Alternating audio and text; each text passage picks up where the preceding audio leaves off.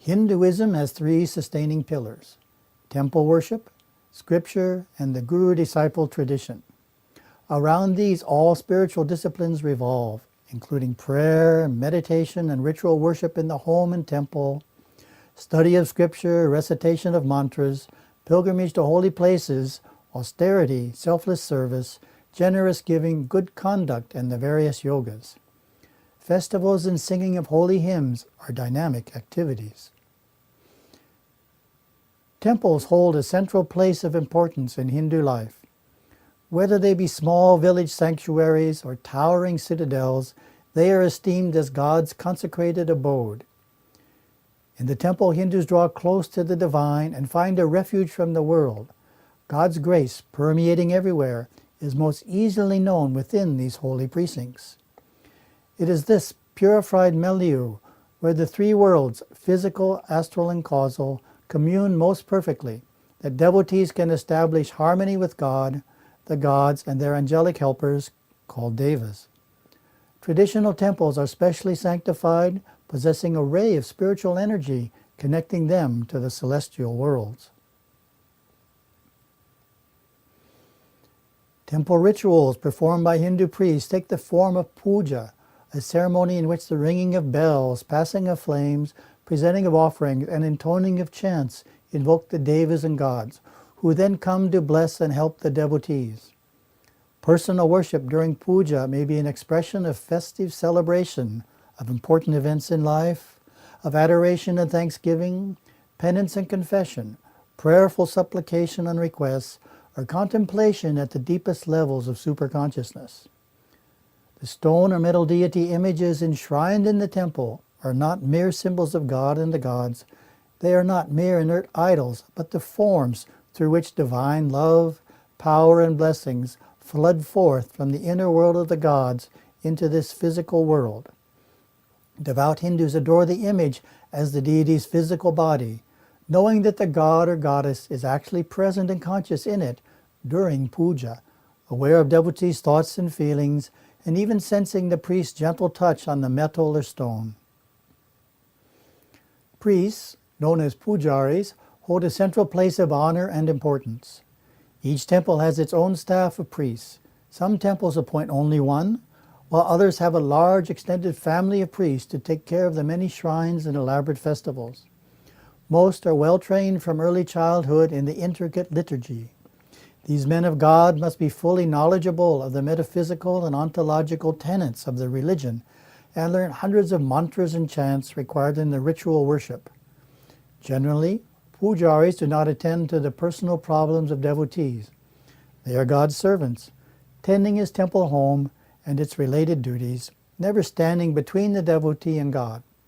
Officiating priests are almost always married men, while their assistants may be unmarried young men or widowers.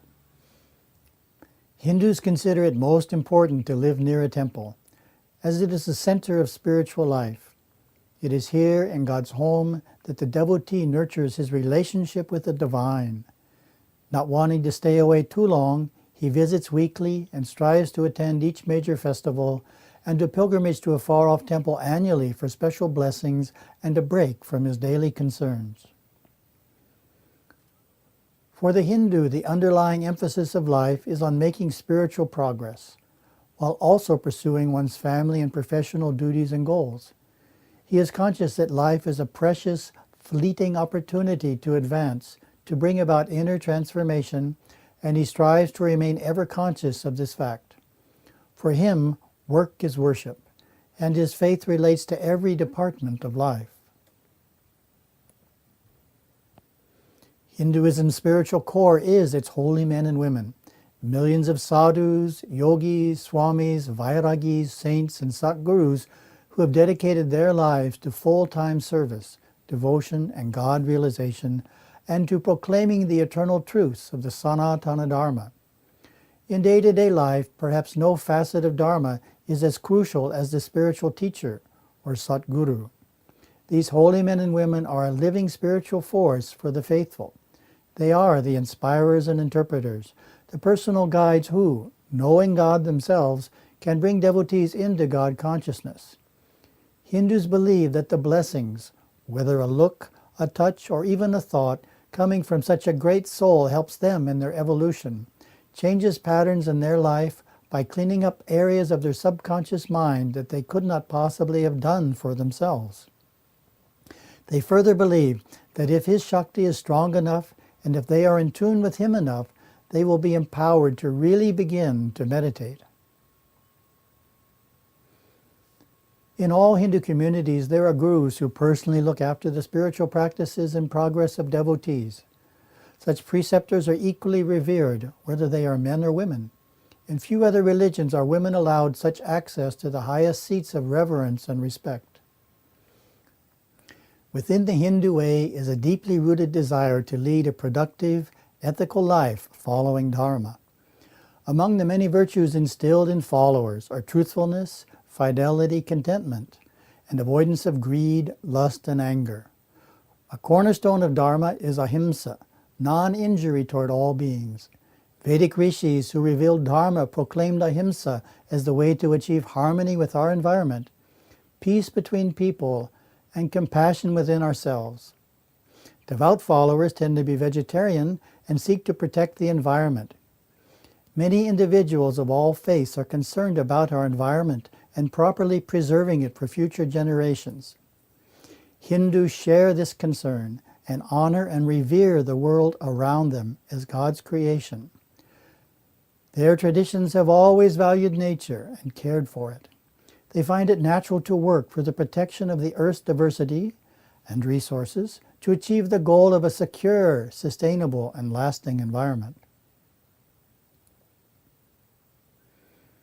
Selfless service to God and humanity, known as seva, is widely pursued as a way of softening the ego and drawing close to the divine. Charity, dana, is expressed through myriad philanthropic activities, especially feeding others. Hindus wear sectarian marks called tilaka on their foreheads as sacred symbols, distinctive insignia of their heritage. Rather than burial, they prefer cremation of the body upon death, which quickly releases the soul from its earthly frame, allowing it to continue its evolutionary journey. Perhaps one of Hinduism's most refreshing characteristics is that it encourages free and open thought. Scriptures and gurus encourage followers to inquire and investigate into the nature of truth, to explore worshipful inner and meditative regimens, to directly experience the divine.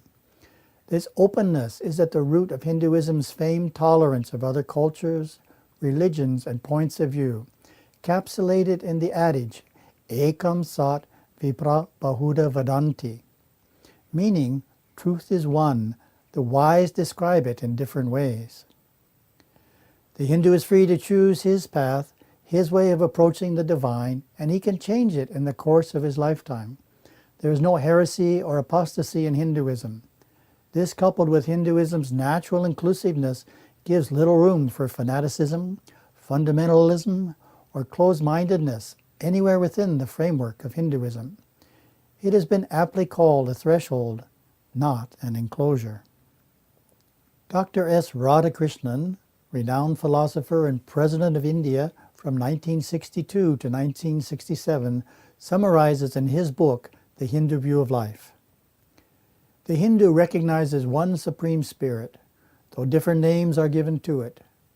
God is in the world, though not as the world.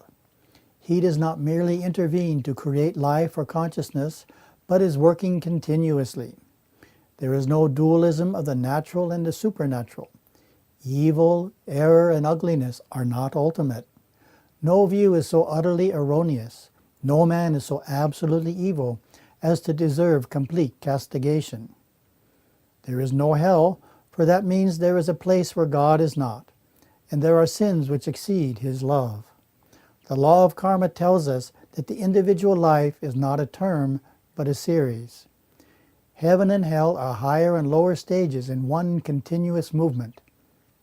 Every type has its own nature which should be followed. We should do our duty in that state of life to which we happen to be called.